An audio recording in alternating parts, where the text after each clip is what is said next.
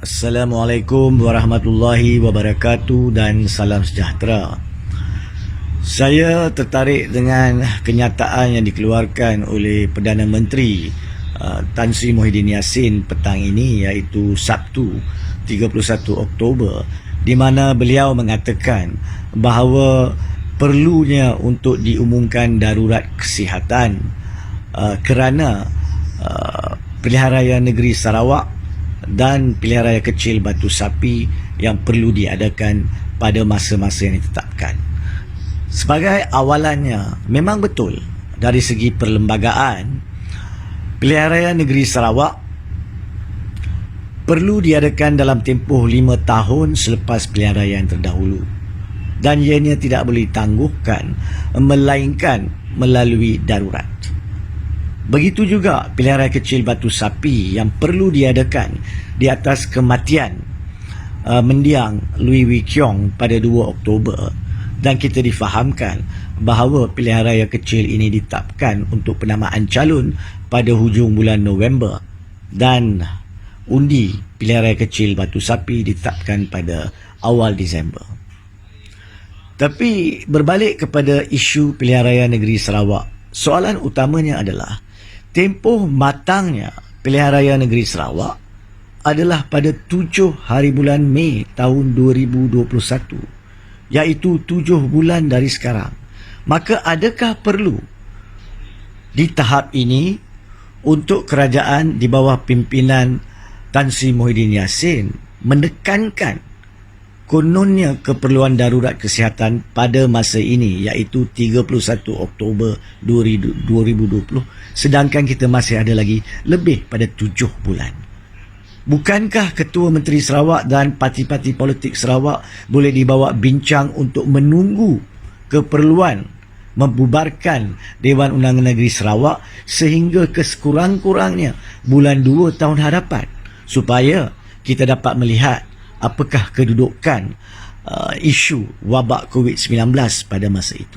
Sekiranya seperti yang diharapkan dan didoakan semua, COVID-19 beransur pulih, maka isu tentang keperluan penangguhan mungkin tidak wujud pada masa itu.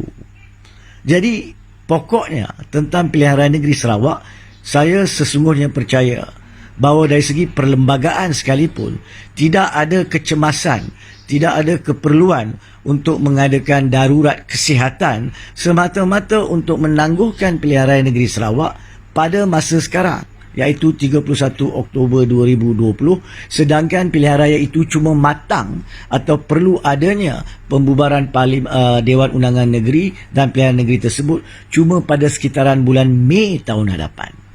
So itu adalah perkara yang pertama tentang PRN Sarawak. Tentang Batu Sapi pula, walaupun sememangnya pilihan raya kecil, melainkan jika diisytiharkan darurat diadakan, perlu dijalankan pada awal bulan Disember. Saya rasa soalan yang lebih penting adalah, adakah kesemua parti politik boleh memikir secara matang dan berjiwa besar untuk membuat keputusan supaya melainkan parti yang telah kehilangan kerusi tersebut, iaitu parti Louis Wee Kiong, mendiang Louis Wee Kiong, yang lain tidak perlu bertanding kerana keadaan kecemasan, iaitu COVID-19.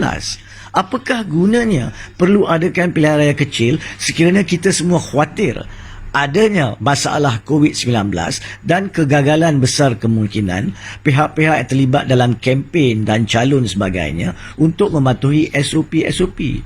Bukankah suatu keputusan yang lebih berjiwa besar, lebih matang dan mematuhi kepada titah ke bawah duli yang di-Pertuan Agong pada 25 dan 28 Oktober yang lalu tentang peri pentingnya kesejahteraan rakyat dan supaya para politikus tidak berpolitik selama-lamanya? Bukankah suatu keputusan yang lebih bermaruah adalah untuk bersetuju supaya kesemua parti membuat keputusan tidak membuat pencalonan mana-mana calon untuk PRK Batu Sapi, dan biarlah Batu Sapi itu dimenangi tanpa bertanding oleh parti yang telah pun kehilangan mendiang Louis Wee Kiong tersebut. Saya percaya sekiranya perkara ini difikirkan sebegitu rupa, semestinya kesejahteraan negara, kesejahteraan rakyat secara khususnya di Batu Sapi dan di Sarawak dapat kita pentingkan dan kita dapat ambil kira dengan sebaiknya. Akhir sekali, jika punlah pihak politik masih tidak berbesar hati dan masih ingin bertanding di Batu Sapi, maka KKM dan SPR boleh mengadakan seperti mana yang telah saya sebutkan sebelum ini, suatu PKP yang lebih tegas. Yang pertamanya, para pemimpin politik sama ada dari Semenanjung maupun dari Sabah tidak boleh dibenarkan untuk masuk, sama ada daripada Semenanjung ataupun Sarawak, tidak boleh dibenarkan untuk masuk semasa kempen pilihan raya Batu Sapi. Kerana apa? Kerana ianya cuma adalah untuk pihak-pihak ataupun rakyat-rakyat di negeri Sabah. Saya percaya para politik Semenanjung harus lebih matang.